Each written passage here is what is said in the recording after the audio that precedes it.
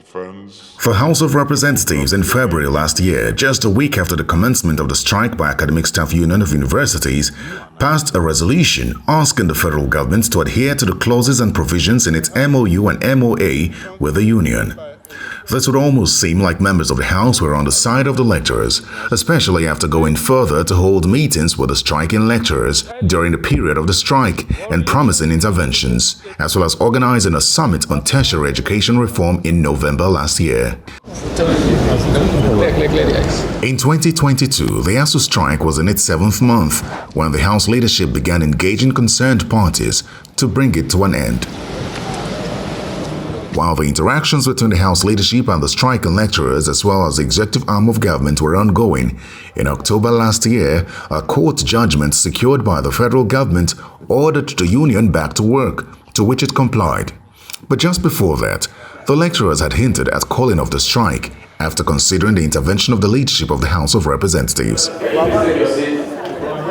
But things turned sour as just before the 2023 budget was passed by the National Assembly, the House of Representatives reacted to an interview granted by the ASUU president, where he accused the speaker of deception following what he described as failed promises. In a statement signed by the spokesperson of the lower chamber, he insisted that the House of Representatives helped resolve the strike by making commitments to improve the welfare package of university lecturers and revitalization funds to improve the infrastructure and operations of federal universities. But this doesn't seem satisfactory to the union. ASUU says the 470 billion naira provision in the budget was not even the idea of the House leadership. When we went on strike, we met with the Minister of Education, Adamu.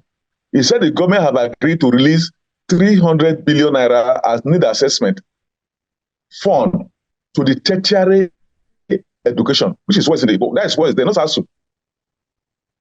ASUU will get about 170 or so. I can't remember the exact amount. And at 170 will be for the annual increment in salary.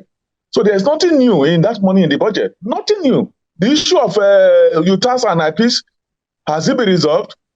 Which of the issues that the speaker intervened in have been resolved? The elements that they felt were missing in the IPPS have been accommodated and integrated in the IPPS.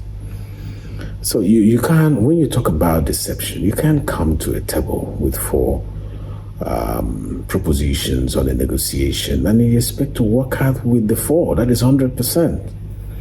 Then it's no longer a negotiation, it's an imposition. Now, while the House says it agrees with the government on the no work, no pay decision, ASUU insists that was not the agreement with the House leadership either, and claims that attempts to reach the speaker have failed since calling off the strike. Section 43, subsection 1, paragraph A of the Trade Dispute Act that you find in Cap T8 Laws of Federation of Nigeria is very clear on this.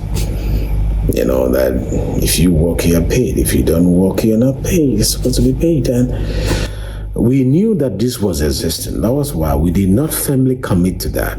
But we promised we were going to appeal to Mr. President. I will send you his letter that he wrote to us, where he said that government have agreed, although the issue of the government have agreed to pay part of that money. We're not accepting part of, but that is what he wrote that they are not denying. And this is a man who said we should trust him, and we trusted him. So I called up the strike himself, he's a COS, like Chief of Staff, and call. None of them have picked my call again. The House of Representatives, on the other hand, said it did make this presentation before the president, but the president was advised against it so as not to set the wrong precedents.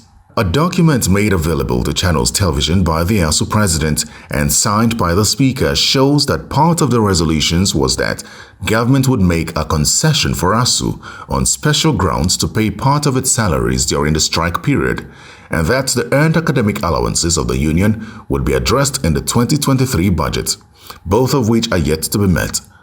The concern now will be with the breakdown in trust between ASUU and the House of Representatives. Who will intervene in the next ASUU strike? Maybe the courts again, which ASUU and education experts say will have a damaging effect on the morale of lecturers and perhaps the quality of education in Nigerian universities. Terry Ikumi, Channels Television News.